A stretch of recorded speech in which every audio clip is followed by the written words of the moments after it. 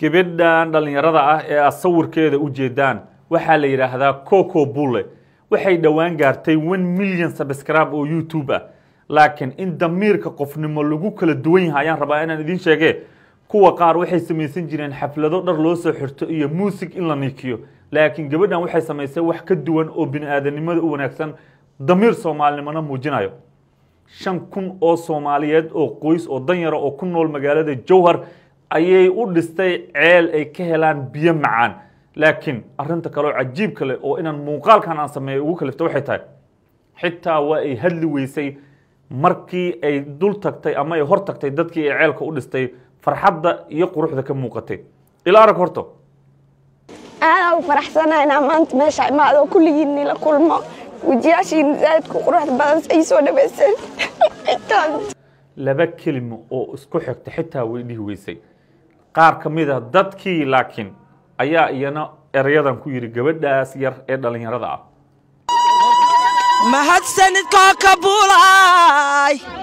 mahadsanidka kabula hobalo molo madaxaada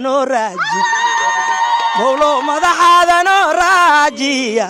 mahadsanidka kabula qofka aan dadka u mahad celin ilaahiisana uma mahad celiyo kuwa wanaagsan ee wax qabadka fiicda ee bulshada anfacayo ka sameynaya baraha bulshada waa inaan sidaan oo kale u soo bandhignaa qof walbo Soomaali ana waa inuu ka qayb qaataa faafinta muuqaalkan iyo inuu gabadhaas dhalinyarada ah u duceeyo si ay hadafkeeda u gaarto nololeed sida aan hordhaca barnaamijka idin kugu sheegaba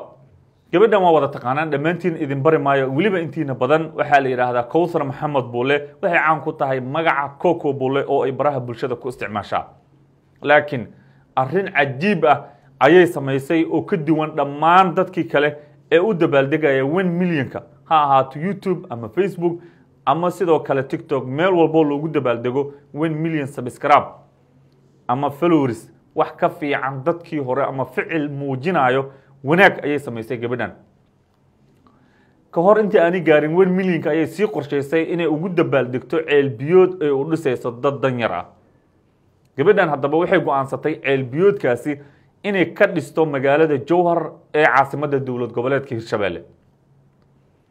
500 oo qoys oo danyar oo ku nool magaalada Jowhar ayaa la sheegay inay ceel biyoodkaas ay ka heli doonaan biyo macaan oo ku filan waliba waxay ka ambabaxday magaalada Muqdisho ay ku sugnayd waxaana ay tagtay Jowhar markii ay dadkii hor tagtay laakiin horta sidaana loo soo dhaweeyay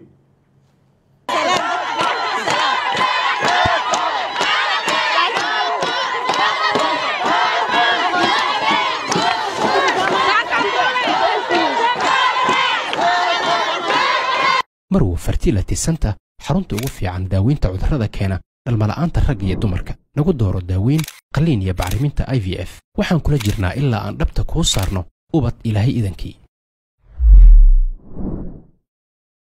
haddaba waa maxay sababta aan muuqaalkan idinkugu soo gudbiyo waxaan rabaa muuqaalkan inuu tusaalo u noqdo dhalinyarada kale ee baraha bulshada isticmaasha ee ama 1 millionka gaaray ama 2 millionka u socday hadda raba inay gaaraan ama kuwa ka badan rajaynayo in qof walba oo Soomaali ah meeshuu doono ha isticmaalee inuu bulshadiisa gaarsiiyo ama uu soo gudbiyo ama uu sameeyo waxa macnaha u leh ceel biyoodka gabadhan qarashka ay ku dhistay kharash lamida ama ku dhow ayaa dad badan oo dhalinyaro ah wuxuu uga baxay xaflad lagu qabtay hotel oo dadkii loo soo libisay oo cunto la iibsado oo hotelkii la kireysto oo fanaan la soo kireeyo oo dad la isugu keeno ugu yaraan dhowr kun oo dollar ayaa lagu bixinaya xaflad 3 saacadood ama 4 saacadood hotelka dhacda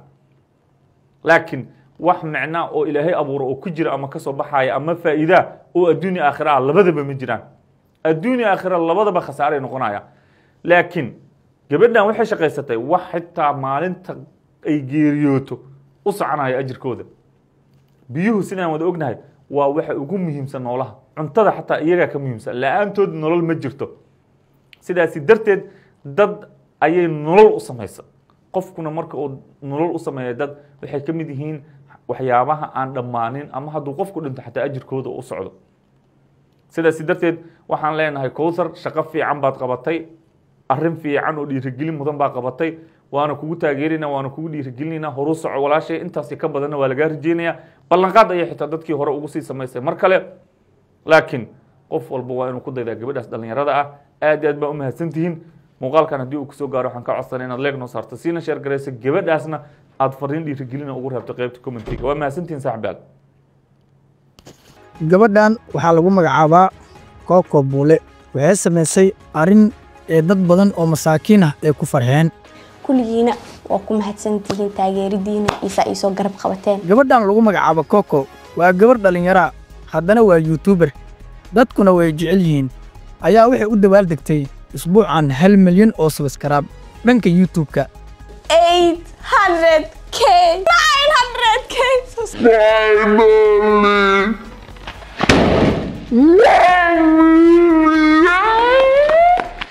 balse farxadda 1 milyan ee Coco Buule ay ugu dabaaldegtay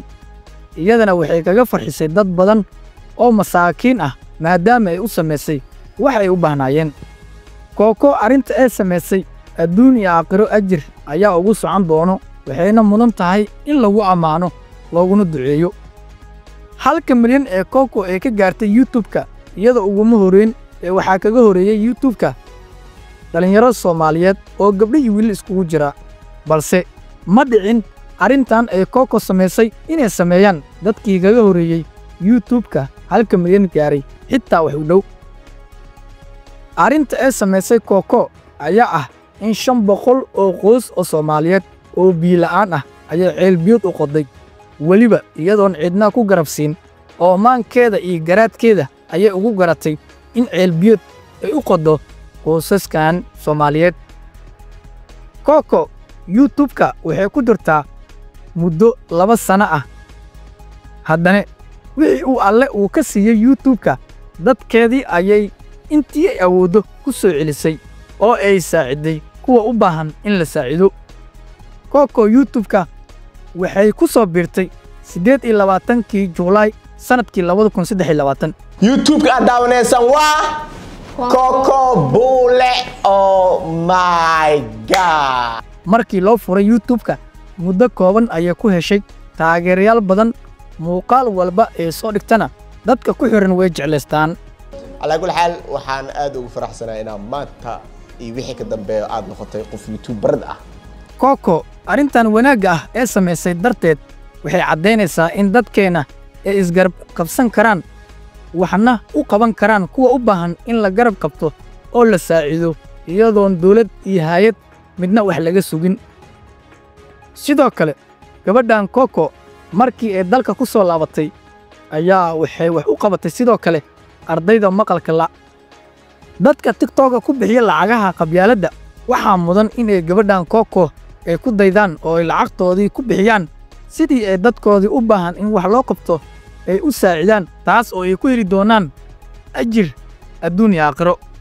YouTuber kaliya ma ahan ee waa aqoon-yahanad dhakhtarad wax soo baratay waana sababta ay ugu duwan tahay dadka qaar ee YouTube-ka ugu dambeyntii